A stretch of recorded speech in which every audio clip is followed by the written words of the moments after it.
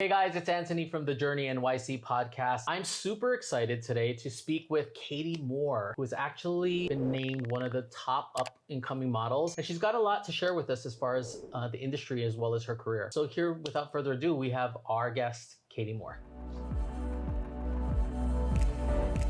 Hi. Thank you for How are having you? me. I'm good. Excellent. Good to see thank you you for coming out and actually being live with us in the studio. Yeah. That's super sweet of you, especially given that it's raining outside again.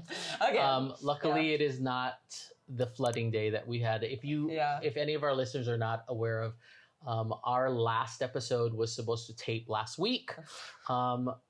It was perfectly fine because I had left in the morning at like 4:30. Nothing was off. I had gone up to the Upper West Side. I was on the Upper West Side talking to her, and then apparently, while I was there were torrential downpours, which, if we can, we'll insert, pictures of what happened in the subways because it's kind of insane. Yeah. And then our camera crew as well Googled how to get, to the studio and found out that he could take a ferry, which was really exciting. So we should have taken out the kayaks or something. But anyway, we're here today. It's raining yet again. But we are going to light up the sky, and we're going to talk a little bit to you, Katie, about being a model. Tell us, what year was that you were named one of the top upcoming faces, in the modeling world? Yeah, that was 2016. Yes. So, I'm 26 now, and it's 2023, so I was 18, 19. Yeah. Had you been modeling for long by then? Yeah, I've been modeling, throughout high school. Like my senior year of high school, I missed school a lot to drive to Dallas from Houston to do a runway show. And yeah, I did a lot of modeling in high school. And then right after high school, I had moved to Paris for 3 months. Wow. Yeah, to do couture. And then after that, I moved to New York. Interestingly enough, I was watching that Supermodels documentary with Cindy Crawford. I've heard of this. I haven't watched it yet. Cindy Crawford talks a lot about what it was like in her senior year. Mm-hmm. Also very similar to you, missing a lot, yet she was still very, academically very, very brilliant. Yeah. And yet missing a lot, doing a lot of modeling, making more than her parents were at the time. Mm-hmm. And then taking risks in order to sort of blow up. Yeah. Was that the same for you? Definitely not the making more than my parents did. But yeah, my academics really took a backseat my senior year, to be fair. I also I was doing musical theater at the same time. So I was juggling modeling jobs, musical theater rehearsals, the shows I was doing, dance class, and homework on top of all of that. And I would miss my poor algebra teacher at the time. He was so sweet to me because every single time I had to travel for modeling, it just so happened to coincide with that class. That class. Oh my God. So, I was a really, really good student, and I was always very communicative with my teachers. And he pulls me aside one day. I'm not going to name his name, obviously, because I don't want him to get in trouble. But he just gives me a folder, and he's like, here's all the tests you've missed. Just take them home and bring them back. So I was able to just take all my tests at home and pass that class. I think I had a B, but it was I got the B by the skin of my teeth sort of thing. It's one of those interesting things because especially in today's world, youth in the modeling world is so revered in some respects. Mm-hmm. Yes. And how do you balance that? As a parent as well, I would think, what was it like for your parents to know that you have all these opportunities coming up, but also there's this education because the scales are so tipped, right, against becoming a supermodel and all of these things and surviving entirely off of just modeling. Yes. Why don't you tell me what it's a little bit like, what is it like to survive just as a model? Yeah. I mean, because I don't know, based on what, you see in the Supermodels documentary and everything else, it gives you an idea, they get $1,000 a day or whatever it is, but that's a 14-hour day of shoot. What is it like? Yeah. So I'll kind of backtrack a little bit to the comment about the parents. Sure. They were very supportive. Sure. And they basically said, when are you going to get an opportunity like this again? Sure. School will always be there. You can go back at any time. And so... That's great. Yeah. And they're very supportive of like all of their kids' creative endeavors. That's so nice. So, I mean, luckily, I feel like I was one of the lucky ones. Because a lot of models can get into this and invest a lot. Because in the beginning... you're not going to make any money. Like, it's just the way it is. Like, you don't have a name yet, and you need to kind of build up your portfolio and do the runway shows. And a lot of models, like, it takes them seasons upon seasons to really get noticed, or it never happens. And then they've invested all this time and money, and it's really, really difficult, and it's a big risk. Sure. And I just so happened to get lucky. And I remember my first runway season, I was telling my friend, I was like really like struggling to kind of break through. Sure. And I was just like really homesick and like didn't know if New York was the place for me and was just like really struggling. And I told my friend, I said, I remember I watched a video of Lexi Bowling opening Wang one year. And I said, I want to open Wang. And if it doesn't happen for me this year, I think I'm done. Okay. And lo and behold, I opened Wang that year. Wow. So you actually put it out in the universe in it. Yeah. I mean, I guess that was like manifestation. It's like true form. But I booked Wang and did like 2 runway seasons. And in your question about money, runway doesn't really pay. Like, it doesn't. Yeah. So I didn't really get paid much at all doing runway. I think some shows, I honestly was so young, I wasn't even paying attention to my statements as much at that time. So all I knew is that like I wasn't really getting any money, but I think what they were paying me was just enough to cover like travel fees and stuff like that, and agency fees. And a lot of the times you get paid in trade. Really? Runway, so you get I didn't know that. You get clothes in exchange. It's not all the time, but sometimes. And I still have a whole box of designer clothes that don't fit me, that never fit me. Like they would give me size 00s when I was a size 2. And so I would just like hang on to them, and I'm going to sell them eventually, but you know. When they become collector's items. Yeah. Wow. Yeah. I didn't really get my feet under me in terms of supporting myself fully with modeling until I was about 19. And then it really, really took off for me there. And so that's now between it sounds like 17 through like 20 or 18, 19. 18 was entirely like runway, and I wasn't really making anything. And then late 19, early 20s is when I had the name, so people knew who I was, and my agents were able to leverage that and say, like, this is her day rate, like, take it or leave it. And I was doing really well at that time. That's awesome. Yeah, and my parents were, like, thrilled. And, making that kind of money that young is really, I wasn't prepared. I, like, didn't know I didn't understand the value of money at that time. Sure. You know? I mean, I don't think any 20-year-old truthfully understands the value of money or like the hard work that goes into it. Because you don't really put it together. You're like, wow, I got all this, but you've put in 1.5 to 2 years in order to get there. Yeah. So a lot of spread that out another 2 years. And it's a whole different. Exactly. It's, I mean, the sweat, the tears, the like blood sometimes. Like it took me a while to get there. And supporting myself just through modeling was really amazing. I'm not gonna lie. I mean, it's wonderful and really hard. So when you have a day rate, is that for photo shoots or is it actually, because it's not for runways? It's what we've talked. Okay. Yeah. So it's for photo shoots, like e-commerce to campaigns to catalog to, more commercial level things like, Maybelline or whatnot. Amazing. So it sounds like you do a lot of the runway things to put in your sweat equity, so to speak, into your book and, everything. So people get to know you. Yeah.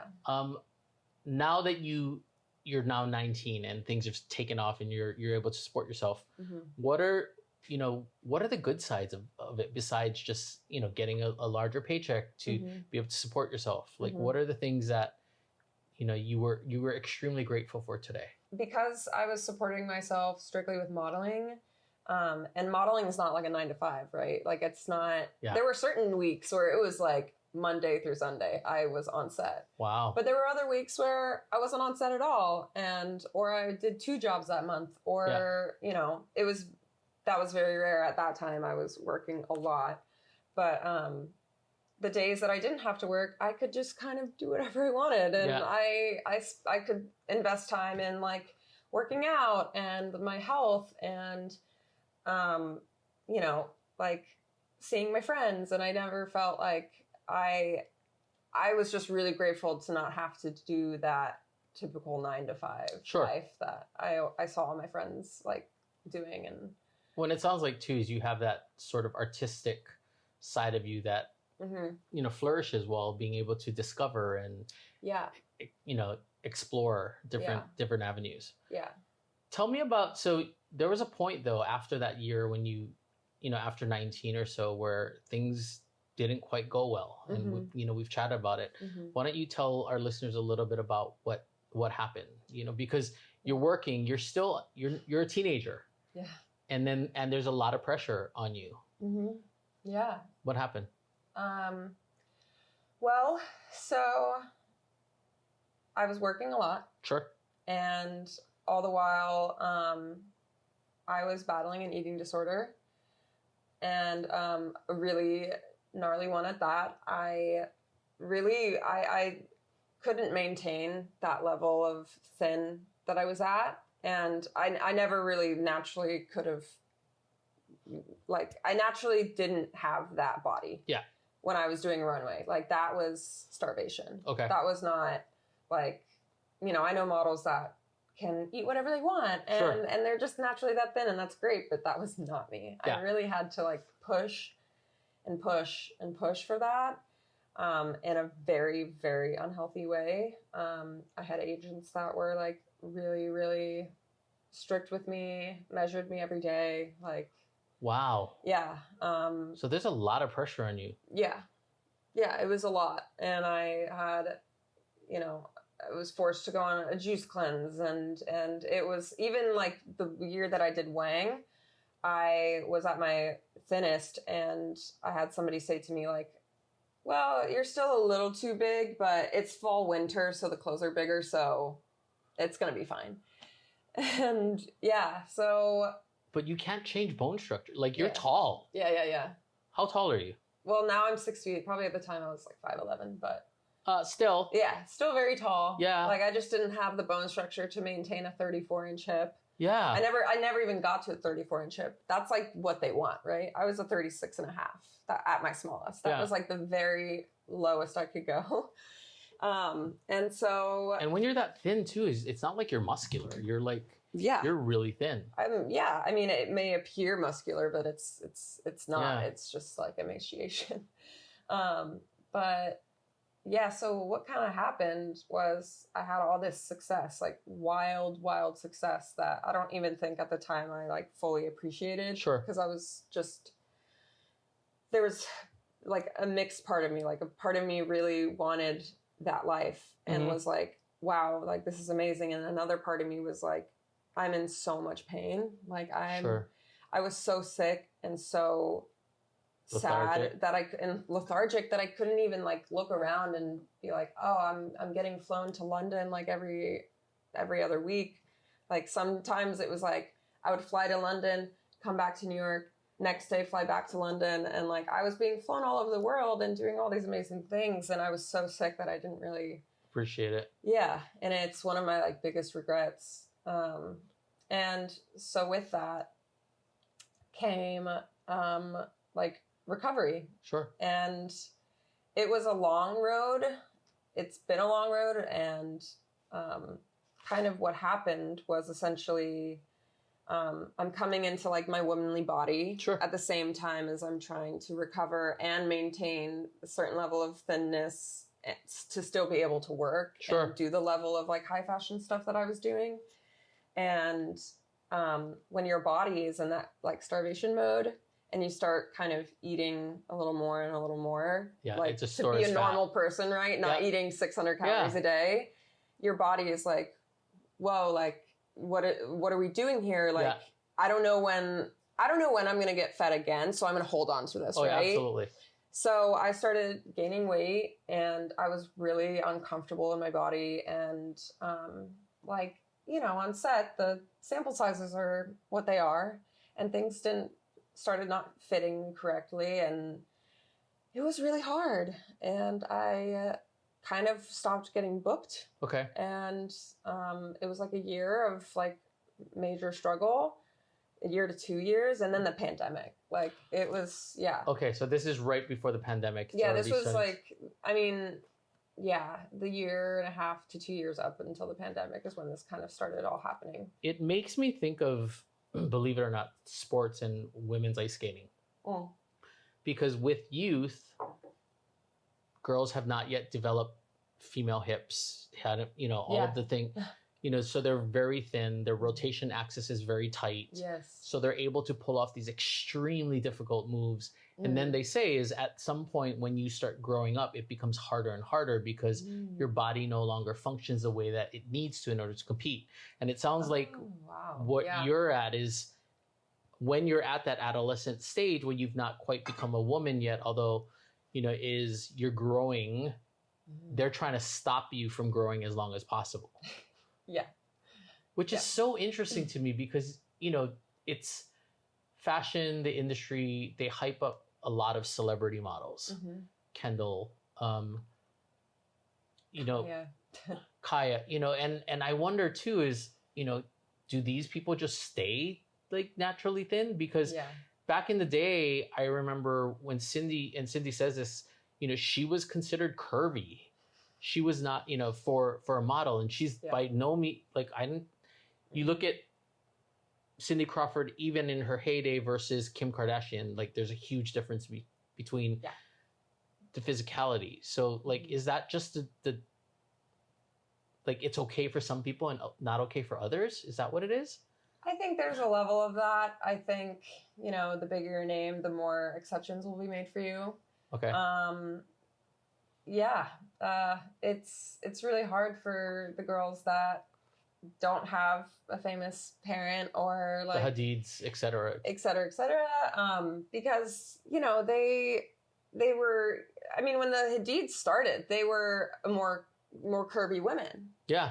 You look back and they were like gorgeous. Did Sports Illustrated, were voluptuous, and I think now, I mean, I can't speak for as to why. I mean, I know like Bella's sick and you never really know why people are losing weight, but I just noticed like the longer that they were in it, the skinnier that they got. And I just think that that's what it is. Whether you're an adolescent or you're a woman, like that's just what they expect. The pressure. Yeah. Because I remember seeing years ago the behind the scenes, a cover shoot of J-Lo. And like the dress was beautiful. But behind it were shoelaces and clips holding the dress because the dress wouldn't close. And I just thought to myself, it's so crazy how image will affect youth of today, and just the general population. And yet behind the scenes, there's masking tape, duct tape, everything that changes it. I can only relate because I suffered from an eating disorder for probably about 8 years. Oh, I didn't know that. Because I had to, in order to compete in musicals, because I'm so short, I had to be probably about 50 pounds than I am, lighter than I was now. Wow. So I was always emotional, always up and down throughout the day, like these huge crashes because I was just exhausted. Yeah. Wouldn't eat all day and then would go to do cardio, try to stay skinny because if not, you're not at the right weight.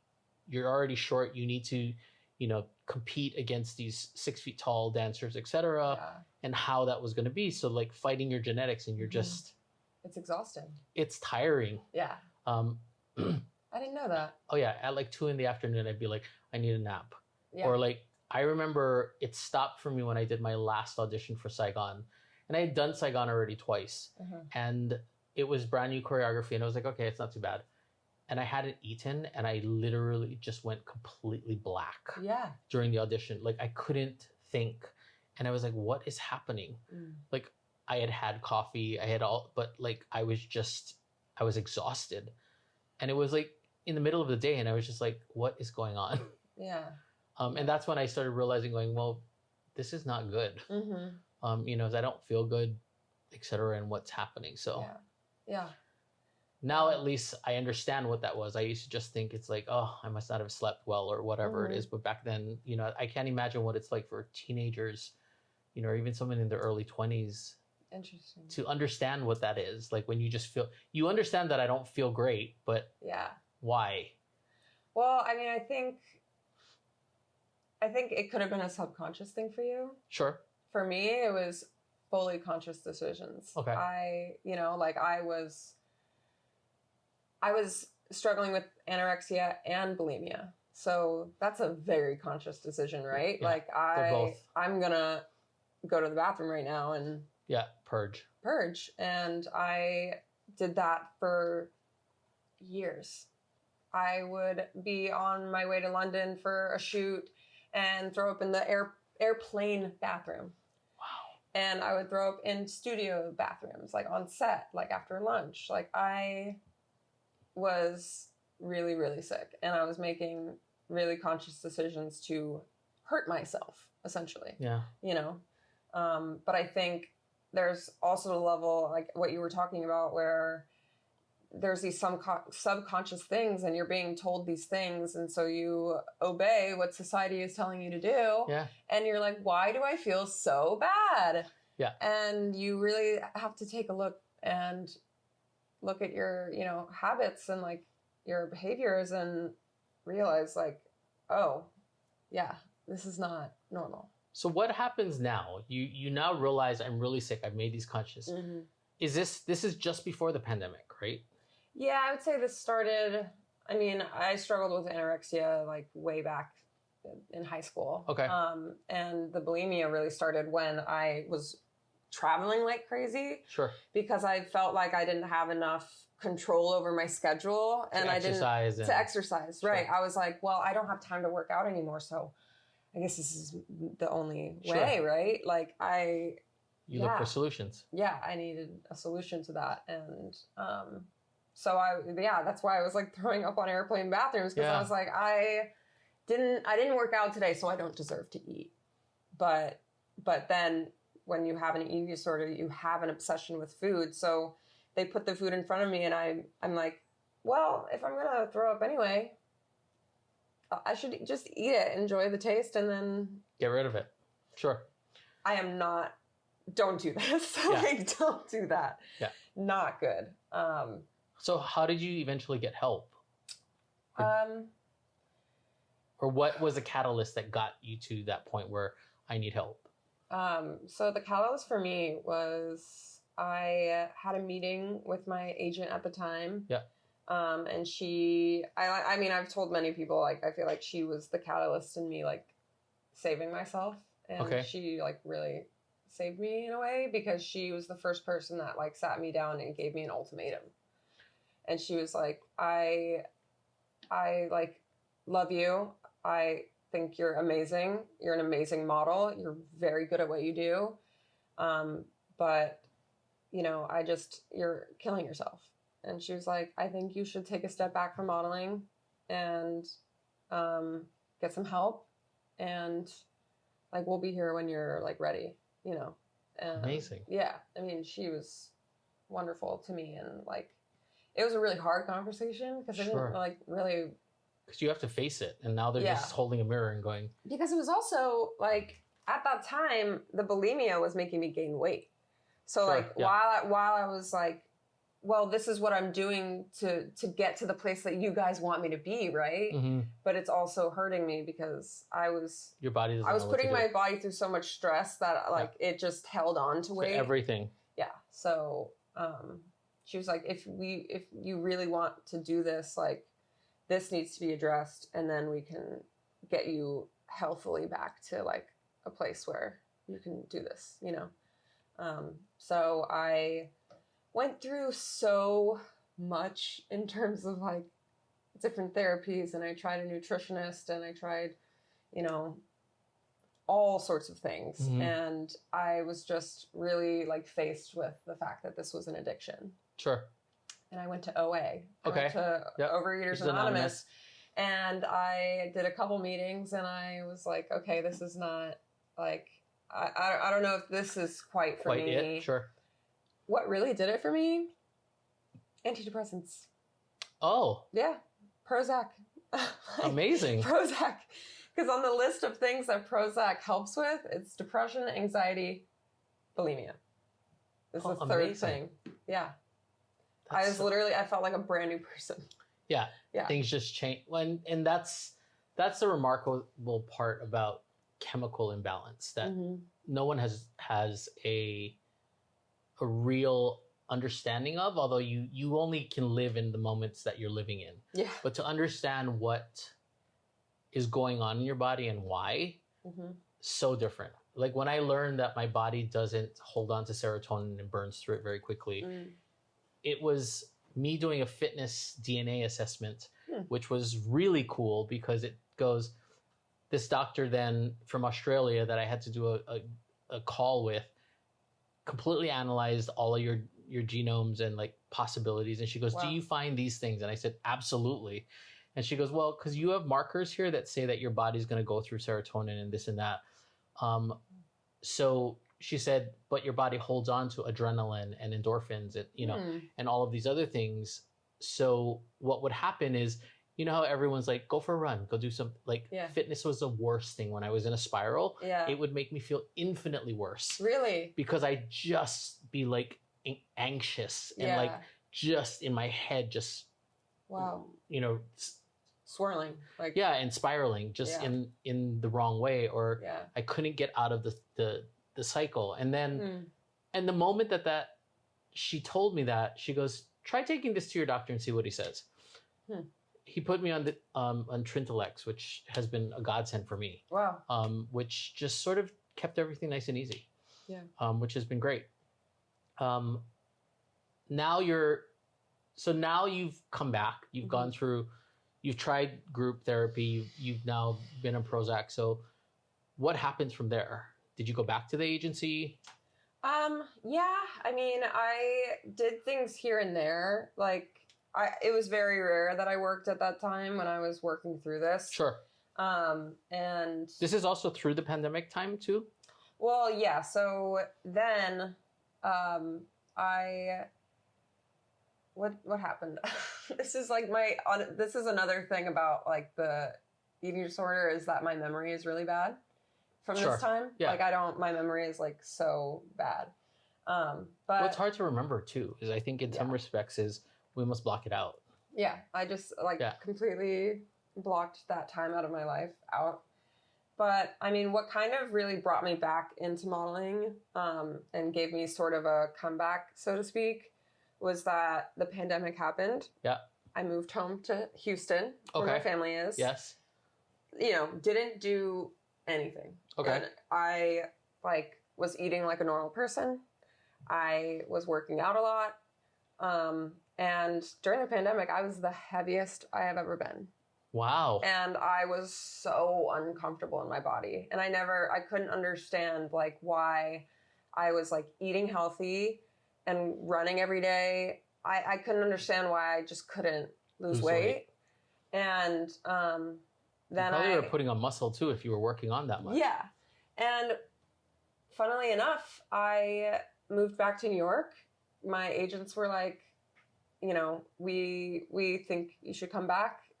It was a new team at the time too, so they wanted to meet me, and they were like, you should come back. Like, things are starting to move again. So I was like, okay. I came back to New York, and I think I within not a month, like 2 months. Yeah. I didn't count calories. I didn't restrict in any way. I was eating healthily, obviously, because that it's important to me. But I was eating whatever I wanted, and I just lost all the weight. That's amazing. Very quickly, and it was like shocking to me, because one day I just realized like things were fitting better, and like I realize now that I think my metabolism was just healed. Like I gave my body the time it needed to like adjust to a normal amount of food again. Sure. And then, yeah. Oh, that's great. Yeah. So the pandemic had a benefit for somebody. Yes. Yeah. Not at first. Sure. It was like, whoa. At first I was like, what is happening? Yeah. To be fair, I was drinking White Claws every night with my mom, but okay.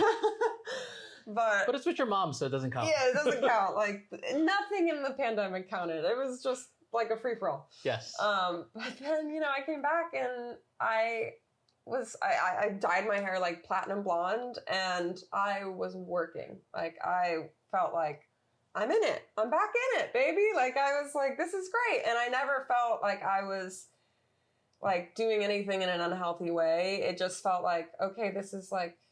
I found my groove. Sure. And, since I've had like ups and downs, like,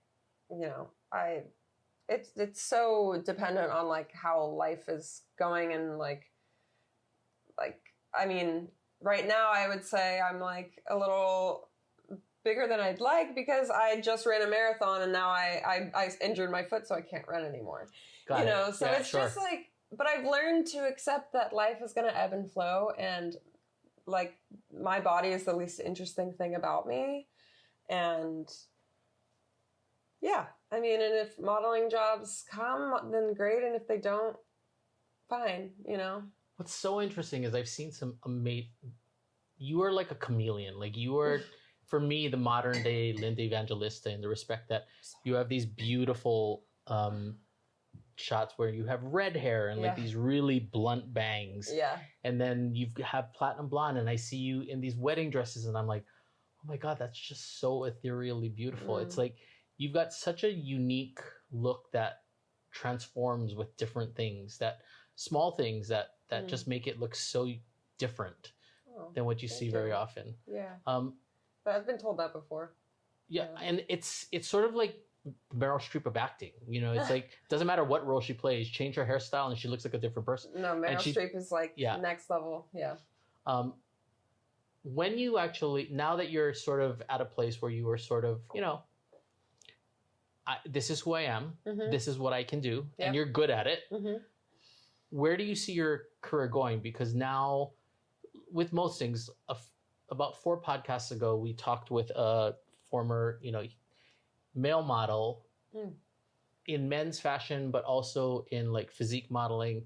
And he's now at a point where he's transitioning his life because, now he's starting to get older. Yeah. He's aging out of the young ingenue and more into the, the young father type of thing. Right. What happens for females in the industry?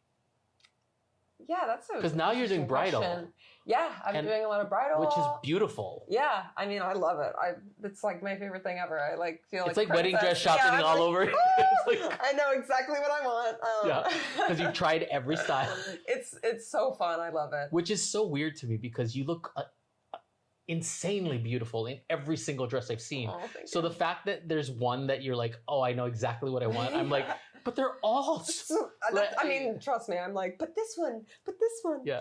Yeah. I mean, that's a really interesting question. I think it's so different for every woman in the industry, depending on their body type, hair color, like, race, like gender expression, like everything is so different. And I really truly believe there's like a client base for every single person. Sure. You just have to really be able to stick it out and have a tough skin. And like, I don't solely, I'm not solely supported by modeling anymore. Like I have other things that I'm doing, and, but I have modeling, I'm going to be here, and when the jobs are ready for me, I'll take them. But I am trying to unattach myself from this is the only way. This is the only way, because that's really hard to be sitting around in your apartment all day. Like, when are they going to call? Like, I just can't do that. And it's also the journey of a model. it's sort of why we created the podcast, is to understand that there is no one way. It's there's a way or there's multiple ways, but you know, each person's going to be different, and there's, you know, inspiration and motivation that comes out of everyone's story. So, okay, so now you're doing a lot more bridal, but as you diversify, what's the next thing on your, what are you going to add to your toolbox? That's a good way of putting it. I am also an actress. Okay, cool. So I've been studying acting. Obviously I did musical theater in high school, but I've been studying in New York for the past 4.5 years. Amazing. And auditioning like a lot. And so that's something, and I think that's something that's also helped me in my modeling. Sure. Because I'm able to kind of portray different things and channel different things, and my facial expressions are very good, which, you know, alongside bridal, like I still want to continue doing a lot of beauty work. Like I love doing beauty work and working for makeup brands and skincare brands and things like that. And yeah, I think my hope for the future is that I'm acting, because that's like my one true love. Like that's what I want to be doing. With your acting, well, I swear there was a time when you were like in final callbacks for a Netflix show of some sort. Yeah. Oh my God. Weren't you? Yeah. Yeah. So, this was right after the pandemic. I had sent an audition. I received a self-tape request for Tall Girl 2. I actually don't know if I'm like allowed to say this, but I'll say it anyway. It's out on Netflix now. Okay. But it was for Tall Girl 2, and it's you know, the main character in the Tall Girl series, or one of them, is Stig. He's like a Swedish foreign exchange student, and in the sequel, they invite his sister from Sweden for the summer to surprise him, because he seems like, they said like he seems lonely, and they brought his sister out. So I was auditioning for the role of the sister. Which you would look so Swedish. Yeah. Yeah. And or Norwegian of some sort. Yeah, exactly. And I learned a Swedish accent for it. Don't ask me to do it now because I have not practiced. That's fine, because I wouldn't know the difference, because I'd be like, that's cool. Yeah. But I worked with an accent coach. She's amazing. And I sent out the audition, and then I didn't hear anything for a while. Sure. So I was like, okay, probably didn't book that one. Okay. Whatever. And then I sent that out in like December. And so after the holidays, it was like early February or early March. I can't remember. But I get an email from my agent that's like, you got a call back. And I was like, what? I got a call back? Like, are you kidding me? And so Amazing. So I sent in some more tapes. They sent me like a new scene to do. I refreshed the accent really quick, and I sent a new scene. And then I got called in to meet the director. And I did a chemistry read with the other cast members. Sure. Which was like, I felt like, oh my gosh, this is it. I'm going to be in a Netflix movie. Like, I was so excited, and it was an amazing experience. Like, I was like buzzing. But it was down to, I think, me and the girl who is in the movie. Sure. And unfortunately, it didn't go my way. But the fact that you can even say that you did that. Yeah. I mean, it gave me like, I mourned it. I cried. But then I was like, okay, I can do this, you know, like there's going to be something out there for me, because I'm a tall girl, right? Yes, so you are a tall girl. I'm a tall girl. But I feel like that kind of puts me in a little bit of a box in terms of casting. And when I saw that character breakdown, I was like, oh my gosh, like this is it. Like this is perfect for me. They want someone that's blonde, tall, blue eyes. I was like, yes. And I just know that there's going to be something else like that eventually. Sure. And it's going to be the right role, and it's going to happen. I'm going to keep at it. Yeah. I mean, my acting teacher's just like, just don't quit. Don't quit. And it's going to happen, you know? Yeah. That's always a boost of confidence from a coach, because it says that I know you have talent. Now we need a little bit of luck on your side. And you've already had it with your modeling career. So you know that it's going to come. It's just a matter of putting in the hard work. Yeah. Yeah, the talent thing. It just made me think of a thing that my acting coach always talks about is having a talent for your talent. Okay. Which means like, you know, you have this talent, right? And you need to cultivate that. And for an actor, like my instrument, like a pianist has a piano, a violinist has a violin. We have our person. Yes. Like my body and my emotional. Ooh, I just knocked that. Is that okay? That's fine. My body and my like emotional, what I have to bring and my life is my instrument, right? Yeah. So like, I have the talent. I know how to use this instrument, but having a talent for your talent is like taking care of myself, right? So doing therapy, doing meditation, working out, eating right, like that's having a talent for your talent, and not getting bogged down in like, I'm auditioning so much, like it's What's not happening for me. It's the ability to keep yourself lifted, right? So, and that's a talent that, you know, it's a talent. Exactly. You have to be willing to not get things in order to get things. Yeah. And you have to be willing to constantly put yourself out there. And that's the hardest thing. It's the hardest part about it. Yeah. Because most people have heard, one of the reasons why very often people go into things is because they've heard, you're so talented, you're so this, you're so that. Yep. Only to find out that there's 150 people that are like that. Exactly. A lot of people have talent. Like not a lot of people know what to do with it, and you know, have the skin and the drive to use it. Well, and the drive today too is in having just worked a function, you know, at Fashion Week. One interesting thing that I found is there's a lot of influencers now that are not by any means models, although they are beautiful and they make full careers of this, where brands bring them on. You know, they do this, they do all their photo shoots.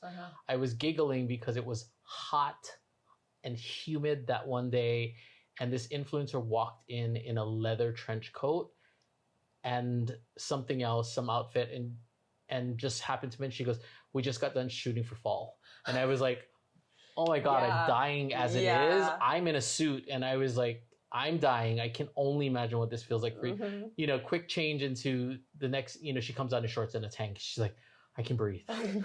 You know, so like, but there's also this huge self-promotion and how you present yourself so that brands want to work with you as well, because that's the new thing of today. You know, it's not necessarily just through modeling agencies anymore. It's brands who, there are agencies now for social media people, which just blows me away, but it's kind of cool. Yeah, it is cool. I mean, power to you. Like I'm not, that's one thing I will like admit about myself, that like, that's my downfall in this whole industry, is that I am so bad at social media. I don't like it. Like when I have to post something, I'm like, I don't want to see it. I don't want to know. I don't want to like read. I don't want to like get caught up in how many likes I have. And it's really hard for me. Like it's hard for a lot of people. With promoting myself, and because, you know, if I don't have work to post, then it's like, all right, posting about my life. But it's like my life. I wear workout clothes. I work in leggings. I'm sweaty like most of the time. Like I'm a sweaty girl. Like that's me. Like I don't know. I don't know how to post. Like I'm in Soho with my Christian Dior. Like you know. Well, maybe it's not. You know, maybe that's it, right? It becomes that athletic, you know, lifestyle brand. I know I'm a little sweaty, but I did this, and I love my moisture wicking. You know, whatever it is. Yeah, like I'm so sad that I can't run anymore, because like that was something that I thought I could start really posting about, was my running and fitness and stuff, and like Pilates too. But that's temporary, right? Temporary for now, I think, until it's healed. Hopefully, we'll see. But okay, yeah, excellent. So if you were talking to the next generation of people who are your fans, because you've got a ton of them, and now you can post about you being on a podcast. Yeah. So you have one more thing that you can post about. Tell our listeners what your words of advice would be. If they want to break into theater or modeling, and maybe not just modeling, but also now acting. Yeah. What are your words of advice? I think just know who you are. I mean, that's so hard. Like, I don't know who I am, but I have a sense of myself, and I know my values, and I know what I stand for. Sure. And I didn't for a really long time, and I let people really push me around and walk all over me, and I think what has given me the longevity in this career is knowing my values and knowing what I stand for, and my professionalism on set. Like, I've been told many times, like, we hired you because you're fun to work with. Like, you're very kind to everyone on set. Like, you are just a professional, like, and fun, like, so I would just say, like, know who you are, be yourself, and hone your craft. Like, if it's acting you want to get into, even modeling, like, practice your walk, practice your posing, practice your facial expressions.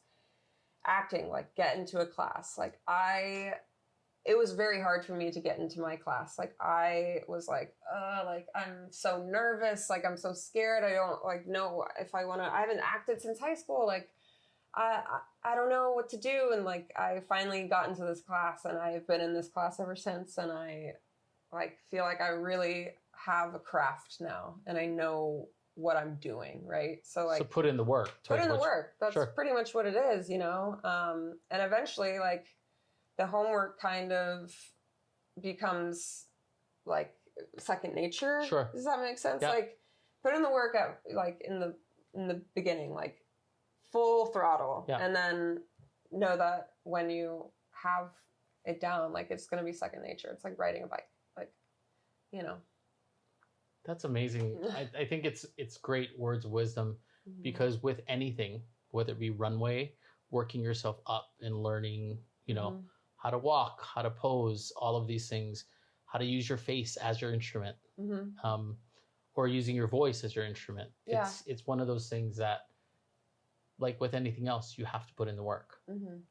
It's rare. What we see in today's world, especially with social media and everything, is we see the culmination of that work, or what the outcome is. We don't ever see the hard work, the practice. I think what's something important to mention is also just on the topic of, like, knowing who you are. There's going to be a role for you. There's going to be a client for you. There's going to be a job for you in this crazy industry. You just have to be so steadfast in, like, who you are, because if you, force yourself to be something that you're not, like I did, like, it's just going to be so much harder to come back from. Yeah. Like, I mean, if I had just really leaned into myself, who knows what that could have brought up, right? Like, there's just so many girls out there, and boys and men and women, that have something special to offer, and the society is telling them to silence that. Sure. So just be yourself, because, like, you never know what could happen. That's just what I'm going to say. I think that's really interesting.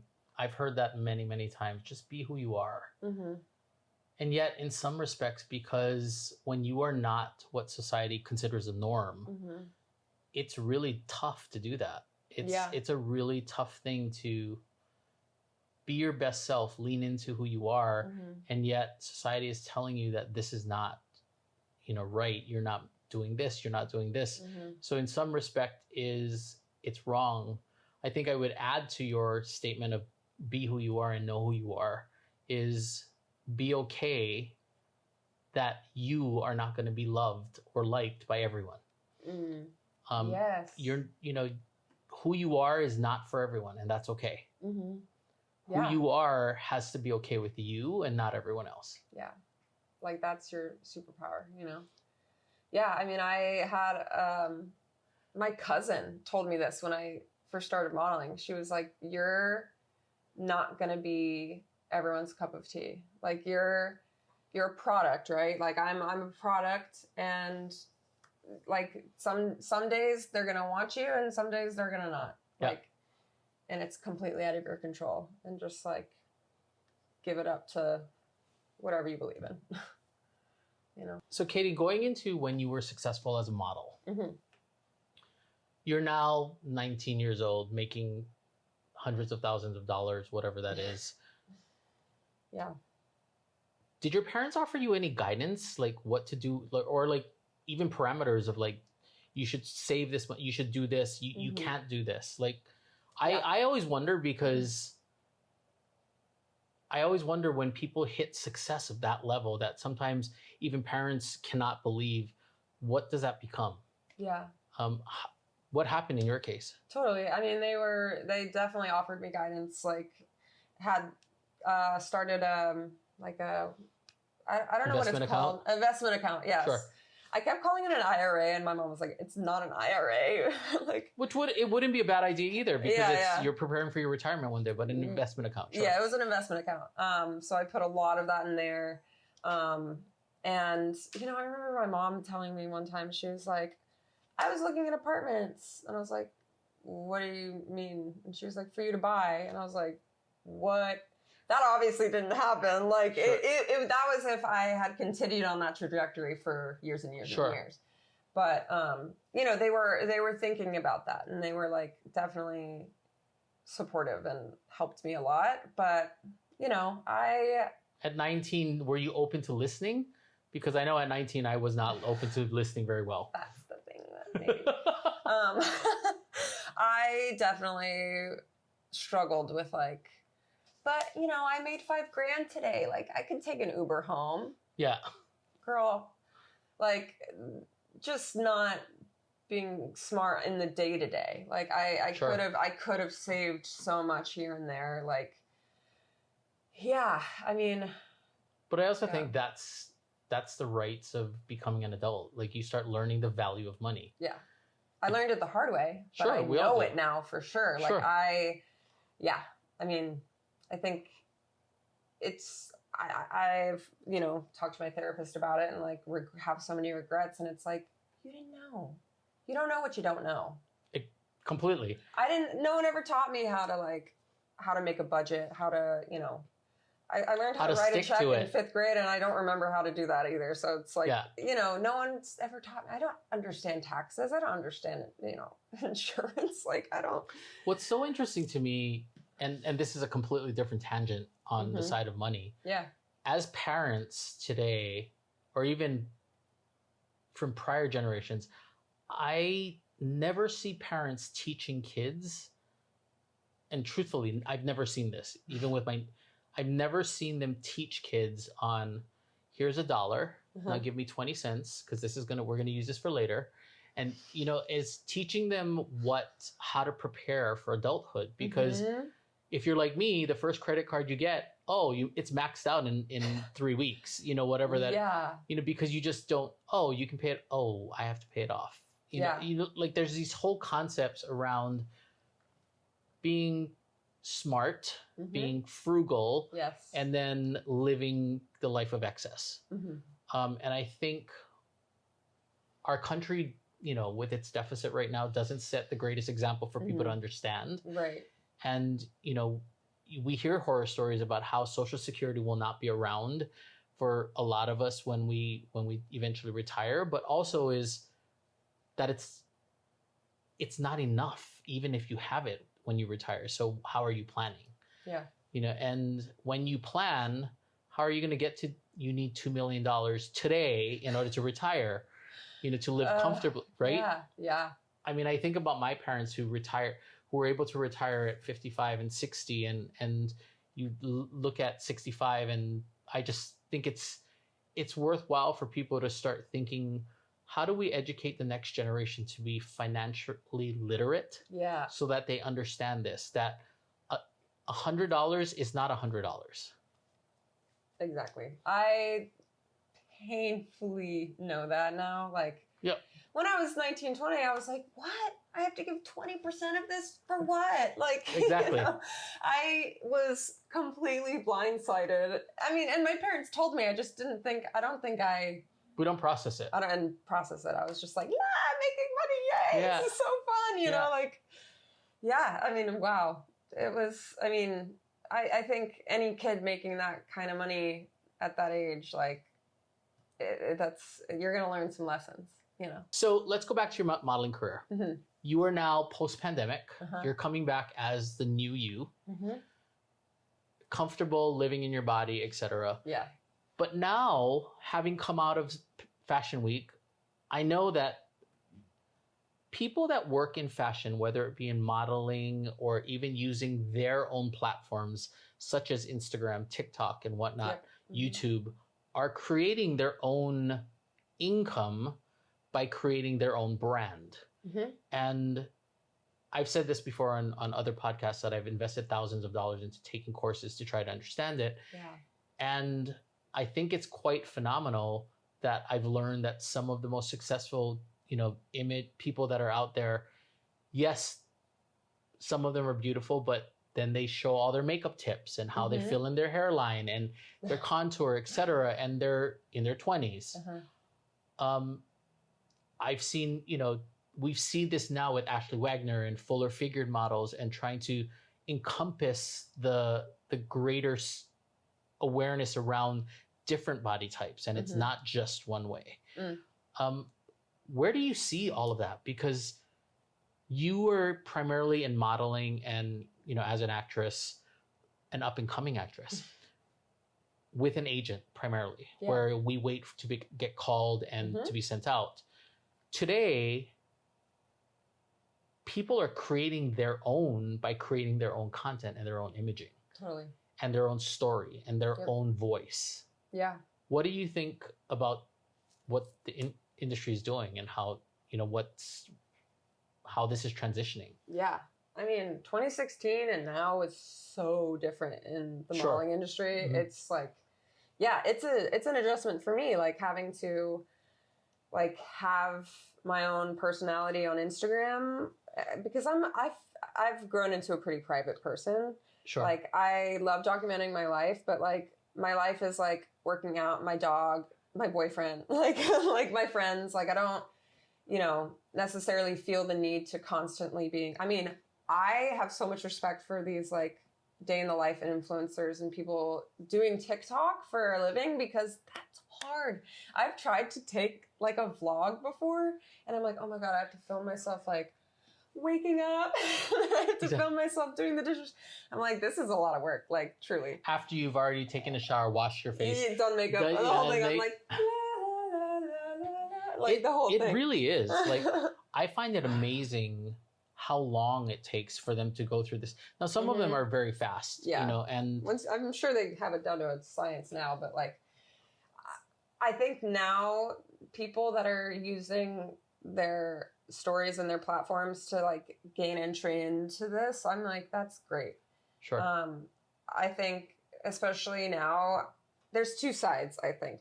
I see a lot of growth in that there are so many campaigns going on right now and like brands that are really like celebrating like individuality. Sure. And, like in terms of like, ability, like there's more disabled models, there's more models with vitiligo, there's more models like with like freckles, there's more models with like just everything. Like I think it's amazing. And then, runway, like just watching this past season, I'm like, we're back in 2016. Like I don't see much representation in terms of body size on the runway anymore, but I do a lot in print.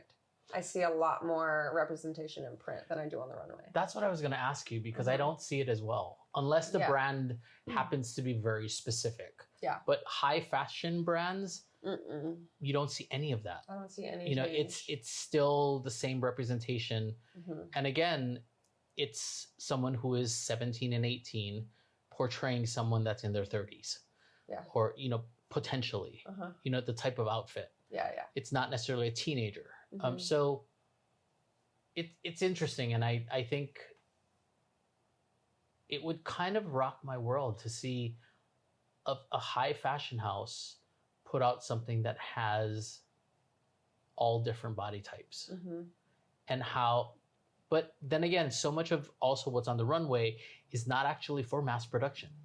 So it doesn't matter to them. Yeah. This is entirely, I didn't know this, and I learned this one day, that some of the outfits that are out there are never going to be produced. No, it's totally for like... to fill the show. I feel like to fill the show, but, you might see celebrities wearing it on a red carpet. Sure. Like, I've had looks being worn on me, and actually, I'm not sure if this is a fact, but I know this is what happens, is like, once it's off the runway, it gets shipped to some actress to wear it on the red carpet. Like, it's... Wow, okay. Yeah. But no, like, the average woman is not a size 0. An average woman is like, I think 14, 12, 14, 8. I don't know, but it's not a size 0.